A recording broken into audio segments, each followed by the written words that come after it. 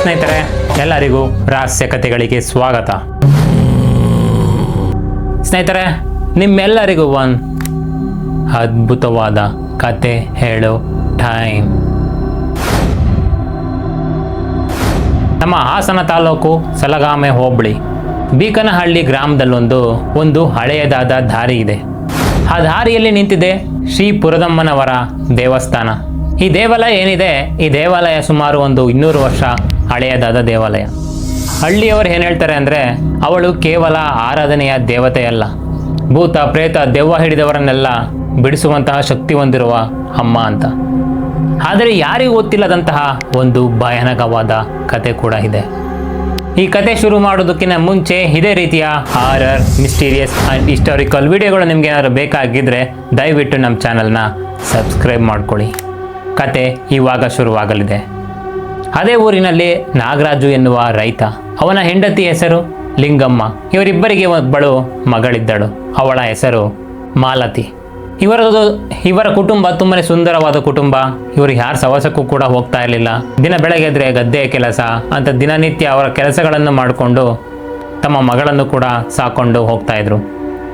ಆದರೆ ಒಂದಿನ ಏನಾಯಿತು ಅಂದರೆ, ಎಲ್ಲರೂ ಒಟ್ಟಿಗೆ ಕೂತ್ಕೊಂಡು ರಾತ್ರಿ ಊಟ ಮಾಡಿ ಇನ್ನೇನು ಮಲ್ಕೊಂಡಿರುವಾಗ ಮಾಲತಿಗೆ ಎಲ್ಲ ದಿನಗಳು ಕೂಡ ರಾತ್ರಿ ಹೊತ್ತು ಮಲ್ಕೊಂಡು ನಾರ್ಮಲಾಗಿ ಇರ್ತಾ ಇದ್ಲು. ಬಟ್ ಅವತ್ತೊಂದಿನ ಮಾಲತಿ ಮಲಗಿರುವಾಗ ಸಡನ್ನಾಗಿ ಎದ್ದು ಕೂತ್ಕೊಂಡು ಏನೋ ಒಂಥರ ವಿಚಿತ್ರವಾಗಿ ವರ್ತಿಸ್ತಾ ಇದ್ಲು. ಸರಿ, ಏನಿಲ್ಲ ಅಂತೇಳಿ ಅವರು ಸಮಾಧಾನ ಮಾಡಿ ಮಲಗಿಸ್ತಾ ಇದ್ರು. ತಿರ್ಗಾ ಪದೇ ಪದೇ ಅದೇ ಆಗ್ತಾ ಇತ್ತು. ಆ ಮಾಲತಿ ಹಗಲು ಹೊತ್ತಾದರೆ ಶಾಂತವಾಗಿಯೇ ಇರ್ತಾ ಇದ್ಲು, ಸ್ಕೂಲ್ಗೆಲ್ಲ ಹೋಗ್ತಾ ಇದ್ಲು, ಬರ್ತಿದ್ಲು. ಸಂಜೆ ಹೊತ್ತಾದರೆ ಸಾಕು ಬೇರೆ ರೀತಿಯೇ ವರ್ತನೆ ಮಾಡೋದಕ್ಕೆ ಶುರು ಮಾಡ್ತಾ ಇದ್ಲು. ಇದನ್ನೆಲ್ಲ ನೋಡಿದ ಅವರ ಅಪ್ಪ ಅಮ್ಮಂಗೆ ಏನೋ ಒಂಥರ ಭಯ ಆಗ್ತಾ ಇತ್ತು. ಏನಿದು, ನಮ್ಮ ಮಗಳು ಈ ಥರ ಆಡ್ತಾ ಇದ್ದಾಳೆ, ರಾತ್ರಿ ಹೊತ್ತು ಮಲಗಿದ ತಕ್ಷಣ, ಮಧ್ಯರಾತ್ರಿ ಆಗಿದ ತಕ್ಷಣ ಯಾಕೆ ಈ ಥರ ಎಲ್ಲ ಆಡ್ತಾ ಇದ್ದಾಳೆ ಅಂತ ಅವರಿಗೆ ತುಂಬಾ ಭಯ ಆಗ್ತಾ ಇತ್ತು. ಅವತ್ತೊಂದು ದಿನ ಏನಾಯ್ತು ಅಂದರೆ, ಮಧ್ಯರಾತ್ರಿ ಸಡನ್ನಾಗಿ ಎದ್ಬಿಟ್ಟು ಜೋರಾಗಿ ಕಿರ್ಚಿ, ಜೋರಾಗಿ ನಗುತ್ತಾ, ಜೋರಾಗಿ ಚೀರಾಡ್ತಾ ಇದ್ಲು. ಅವಳ ವಿಚಿತ್ರವಾದ ವರ್ತನೆ ಹೇಗಿತ್ತಂದರೆ, ಅವರ ಅಪ್ಪ ಅಮ್ಮಂಗೆ ಹಾಗೆ ನಿಂತ್ಕೊಂಡು ಕೈಕಾಲೆಲ್ಲ ನಡುಗೋಕ್ಕೆ ಶುರುವಾಯಿತು. ತುಂಬಾ ಭಯಪಟ್ಟಿದ್ರು. ಅವಳ ಬಾಯಿ ವಿಚಿತ್ರವಾಗಿ ಅಗಲವಾಗಿ ತೆರ್ಕೊಂಡಿದ್ಲು. ಅವಳ ಕಣ್ಣುಗಳು ಏನು ಗುಡ್ಡೆ ಇರುತ್ತೆ ಆ ಗುಡ್ಡೆ ಮೇಲಕ್ಕೆ ಹೋಗ್ಬಿಟ್ಟಿದ್ದು. ಅವಳ ಧ್ವನಿ ಫುಲ್ ಚೇಂಜ್ ಆಗೋಗಿತ್ತು. ನಾನು ನಿನ್ನ ಮಗಳಲ್ಲ, ನನಗೆ ಶಾಂತಿ ಬೇಕು, ನನಗೆ ರಕ್ತ ಬೇಕು ಹಾಗಂತ ಜೋರಾಗಿ ಚೀರಾಡ್ತಾ ಇದ್ಲು. ಇವಳ ಮಾತು ಕೇಳಿಸ್ಕೊಂಡು ಅವರ ಅಪ್ಪ ಅಮ್ಮ ತುಂಬಾ ಬೆಚ್ಚ ಬಿದ್ದುಬಿಟ್ಟಿದ್ರು, ತುಂಬಾ ಭಯದಿಂದ ನಿಂತ್ಕೊಂಡಿದ್ರು ಅವಳು ಆಡ್ತಿರೋದನ್ನು ನೋಡಿಕೊಂಡು. ಅದೇ ಅವರಪ್ಪ ನಾಗರಾಜ್ ಏನು ಮಾಡ್ತಾರೆ ಅಂದರೆ, ಹೋಗ್ಬಿಟ್ಟು ಊರಿನಲ್ಲಿರುವ ಹಿರಿಯರನ್ನು ಕರ್ಕೊಂಬರ್ತಾರೆ. ಹೋಗಿ, ನನ್ನ ಮಗಳು ಈ ಥರ ಆಗ್ಬಿಟ್ಟಿದೆ, ರಾತ್ರಿ ನಿದ್ದೆ ಮಾಡ್ತಾರೆ, ಈ ಥರ ಎಲ್ಲ ಚೀರಾಡ್ತಾ ಇದ್ದಾಳೆ ಅಂತೇಳಿ ಅವರಪ್ಪ ಏನು ಮಾಡ್ತಾರೆ, ಊರಲ್ಲಿರುವ ಹಿರಿಯರನ್ನೆಲ್ಲ ಕರ್ಕೊಂಬರ್ತಾನೆ. ಬಂದ್ಬಿಟ್ಟು ಅವ್ರ ಮಗಳು ಆಡ್ತಿರೋದನ್ನೆಲ್ಲ ತೋರಿಸ್ತಾನೆ.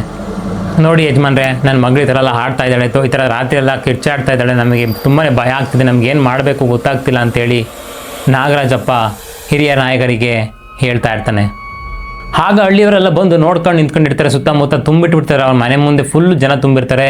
ಆ ಮಗಳು ಆಡ್ತಿರೋದನ್ನು ನೋಡ್ಕೊಂಡು ನಿಂತಿರ್ತಾರೆ. ಅವರು ಕೂಡ ಭಯ ಆಗ್ತಾ ಇರುತ್ತೆ, ಏನಪ್ಪ ಇದು ನಮ್ಮ ಊರಲ್ಲಿ ಈ ಥರ ಎಲ್ಲ ಆಗ್ತಿದೆ ಅಂತ. ಅವಾಗ ಏನು ಮಾಡ್ತಾನೆ, ಹಿರಿಯ ನಾಯಕನೊಬ್ಬ ನಾಗರಾಜಪ್ಪನಿಗೆ ಒಂದು ಮಾತು ಹೇಳ್ತಾನೆ. ನೋಡಪ್ಪ, ಇದು ಒಂದು ಆತ್ಮದ ಹಿಡಿತ, ಇದಕ್ಕೆ ಒಂದು ಪರಿಹಾರ ಮಾತ್ರ ಇದೆ, ಅದನ್ನು ನೀನು ಮಾಡಿದ್ರೆ ನಿನಗೆ ನಿಮ್ಮ ಮಗಳು ಕೂಡ ಉಳಿತಾಳೆ ಅಂತ ಹೇಳಿ ಆ ಹಿರಿಯ ನಾಯಕ ಹೇಳ್ತಾನೆ.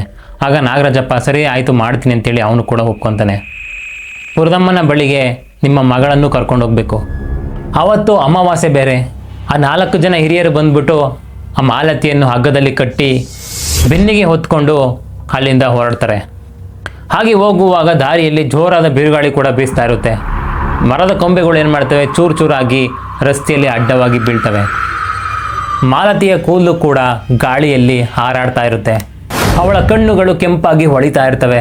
ಅದನ್ನು ನೋಡಿದ ಊರಿನ ಜನರಿಗೆ ತುಂಬ ಭಯ ಆಗ್ತಾ ಇರುತ್ತಿನ್ನ, ಏನಪ್ಪ ಇದು ಈ ಥರ ಆಗ್ತಾ ಇದೆ ಅಂತ ಅವರು ಕೂಡ ಅನ್ಕೊತಾ ಇರ್ತಾರೆ. ಹಂಗೆ ಹೆಗಲ ಮೇಲೆ ಎತ್ಕೊಂಡು ಹೋಗ್ತಾ ಇರ್ತಾರೆ. ಅವಳು ಜೋರಾಗಿ ಕೂಡ ಕೂಗ್ತಾಳೆ. ಮಾಲತಿ ಕಿರುಚುತ್ತಿರುವ ಧ್ವನಿಯಲ್ಲಿ ಏನು ಹೇಳ್ತಾ ಇರ್ತಾಳೆ ಅಂದರೆ, ನನ್ನನ್ನು ಅಲ್ಲಿಗೆ ಕರೆದುಕೊಂಡು ಹೋಗಬೇಡಿ, ಪುರದಮ್ಮನ ಬಳಿ ನನಗೆ ಶಾಶ್ವತ ಕಾರಾಗೃಹ, ದಯವಿಟ್ಟು ನನ್ನನ್ನು ಅಲ್ಲಿಗೆ ಕರೆದುಕೊಂಡು ಹೋಗಬೇಡಿ, ಅಲ್ಲಿಗೆ ನಾನೇನಾದರೂ ಹೋದರೆ ಮರಳಿ ಮತ್ತೆ ವಾಪಸ್ ಬರೋದಿಲ್ಲ ಅಂತ ಜೋರಾಗಿ ಕಿರುಚಾಡಿದ ಮಾಲತಿಯಲ್ಲ, ಮಾಲತಿಯಲ್ಲಿರುವ ಆತ್ಮ. ಇವಳ ಮಾತು ಕೇಳಿಸ್ಕೊಂಡ ಊರ ಜನರಿಗೆಲ್ಲ ತುಂಬಾ ನಡುಕ ಶುರುವಾಗುತ್ತೆ. ಅವರು ತುಂಬಾ ಹೆದರಿದ್ದು ಆದರೂ ಕೂಡ ನಿಲ್ಲದೆ ಮಾಲತಿಯನ್ನು ಕರ್ಕೊಂಡು ದೇವಸ್ಥಾನದ ಕಡೆ ಹೋಗ್ತಾ ಇದ್ರು. ಆಗ ಟೈಮ್ ಮಧ್ಯರಾತ್ರಿ 12:30. ಪುರದಮ್ಮನ ದೇವಾಲಯದ ಬಾಗಿಲನ್ನು ಕೂಡ ಓಪನ್ ಮಾಡಿಸ್ತಾರೆ. ದೇವಾಲಯದಲ್ಲಿ ದೀಪದ ವಾಸನೆ ಹಾಗೂ ಕರ್ಪೂರದ ಹೊಗೆ ಒಂದು ಶೀತದ ಗಾಳಿ ಮಾಲತಿಯ ಮುಖಕ್ಕೆ ತಾಗುತ್ತದೆ. ಪುರೋಹಿತರು ಕೂಡ ಬಂದಿರ್ತಾರೆ. ಅವರು ಎಲ್ಲ ಸೇರ್ಕೊಂಡು ಹೋಮವನ್ನು ಶುರು ಮಾಡ್ತಾರೆ. ಡೊಳ್ಳು, ನಾಗಸ್ವರ, ಗಂಟೆಗಳ ಜೋರಾದ ಸೌಂಡ್. ಆಮೇಲೆ ಮಾಲತಿಯನ್ನು ಎತ್ಕೊಂಡು ಹೋಗ್ತಾ ಇರುವಾಗ ಏನು ಮಾಡ್ತಾರೆ ಅಂದರೆ ದೇವಸ್ಥಾನದ ಸುತ್ತ 3 ಸುತ್ತು ಸುತ್ತಿಸ್ತಾರೆ. ಆ ಸಮಯದಲ್ಲಿ ಮಾಲತಿ ಬೇರೆ ಪುರುಷರ ಧ್ವನಿಯಲ್ಲಿ ಜೋರಾಗಿ ಕಿರ್ಚಾಡ್ತಾ ಇರ್ತಾಳೆ, ಕೂಗಾಡ್ತಾ ಇರ್ತಾಳೆ. ಈ ಹಳ್ಳಿಯವರು ನನಗೆ ಶಾಂತಿನೇ ಕೊಡಲಿಲ್ಲ. ಇವರ ರಕ್ತದಿಂದಲೇ ನಾನು ಬದುಕಿದ್ದೇನೆ. ಅದಕ್ಕಾಗಿಯೇ ನಾನು ಕೂಡ ಇವಳ ಆತ್ಮವನ್ನು ಹಿಡ್ಕೊಂಡಿದ್ದೀನಿ ಅಂತೇಳಿ ಜೋರಾಗಿ ಕಿರಿಸ್ತಾ ಇರುತ್ತೆ. ನಾನು ಕೂಡ ಇದೇ ಹಳ್ಳಿಯವನು.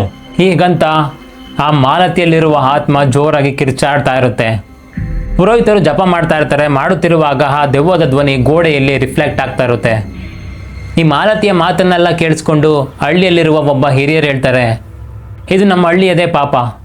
200 ವರ್ಷಗಳ ಹಿಂದೆ ಒಬ್ಬ ನಿರಪರಾಧಿಯನ್ನು ಕೊಂದು ಅವನ ದೇಹವನ್ನು ಇದೇ ದೇವಸ್ಥಾನದ ಮುಂದೆ ಕೂಡ ಎಸೆದು ಹೋಗಿದ್ರು. ಅವನ ಆತ್ಮ ಇಂದಿಗೂ ಕೂಡ ಶಾಂತಿ ಕಂಡಿಲ್ಲ. ಅದೇ ಈ ಆತ್ಮ ಅಂತೇಳಿ ಆ ಹಿರಿಯ ನಾಯಕ ಹೇಳ್ತಾನೆ. ಈ ಮಾತನ್ನೆಲ್ಲ ಕೇಳಿದ ಜನರು ಕೂಡ ಕಣ್ಣೀರಾಗ್ತಾರೆ. ಅದೇ ಸಮಯದಲ್ಲಿ ಮಾಲತಿಯ ಕಣ್ಣುಗಳು ಕೂಡ ಬಿಳಿಯಾಗ್ತವೆ. ಆ ದೇಹ ತಾನಾಗಿ ಎದ್ದು ಗಾಳಿಯಲ್ಲಿ ತೇಲ್ತಾ ಇರುತ್ತೆ. ಪುರೋಹಿತರು ಅವಾಗ ಏನು ಮಾಡ್ತಾರೆ ಅಂದರೆ ಪರಿಹಾರದ ಒಂದು ಕತ್ತಿ ಇರುತ್ತೆ. ಆ ಕತ್ತಿನ ತಂದುಬಿಟ್ಟು ದೇವಿಯ ಮುಂದೆ ಇಡ್ತಾರೆ. ಹೋಮದ ಅಗ್ನಿ ದೊಡ್ಡ ಜ್ವಾಲೆಯಾಗಿ ಉರಿತಾ ಇರುತ್ತೆ. ಆ ಜ್ವಾಲೆ ಒಳಗೆ ಮಾಲತಿಯಲ್ಲಿರುವ ಆತ್ಮ ಹೋಗಿ ಸೇರಿಕೊಳ್ಳುತ್ತೆ. ಆಗ ಜ್ವಾಲೆ ಒಳಗೆ ಆ ಆತ್ಮ ಏನು ಹೋಗ್ತಾ ಇರುತ್ತೆ, ಆ ಆತ್ಮ ಹಾಗೆ ನಗುತ್ತಾ ಹೋಗ್ತಾ ಇರುತ್ತೆ.